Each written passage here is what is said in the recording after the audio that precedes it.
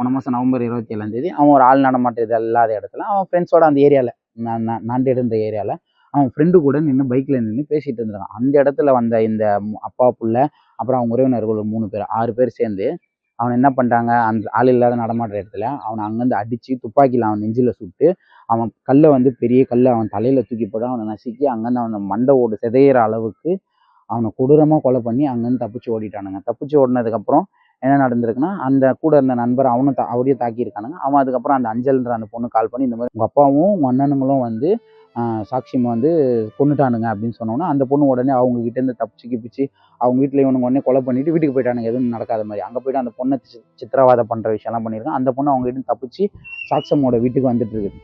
வந்த இடத்துல அவனோட பாடியை போஸ்ட்மார்ட்டம் பண்ணி அந்த மாதிரி கேஸ்லாம் ஃபைல் ஆகி அதுக்கப்புறம் அவன் பாடி வீட்டுக்கு வருது.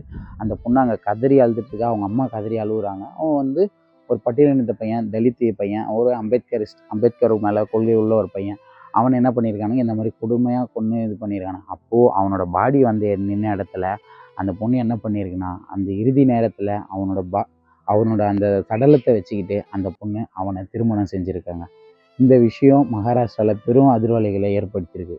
அந்த பொண்ணு அவரோட உடலை வச்சுக்கிட்டு குங்குமம், மஞ்சள் அவங்களோட வழிமுறையில் அந்த பையனோட வழிமுறையில் ஒரு திருமணம் எப்படி நடக்குமோ அதை அந்த இறந்த பையனோட சடலத்தை வச்சுக்கிட்டு அந்த பெண் திருமணம் செஞ்சுருக்காங்க. அப்போது அங்கே போன மீடியாக்கள் அவங்கள கேட்ட கேள்விகள் என்னென்னா, நீங்கள் இந்த டைமில் இவரை திருமணம் செய்கிறீங்களே, இதுக்கப்புறம் நீங்கள் என்ன பண்ண போகிறீங்கன்னு கேட்கும்போது அந்த பொண்ணு சொன்ன விஷயம், நான் இதுக்கப்புறம் சாக்ஷியமோட வீட்டில் தான் இருப்பேன். நான் சாக்ஷியமோட மனைவியாக இதுக்கப்புறம் நான் வாழ போகிறேன். நான் ஒன்றே ஒன்று மட்டும் எங்கள் அப்பா அம்மாவுக்கு சொல்லிக்கிறேன்.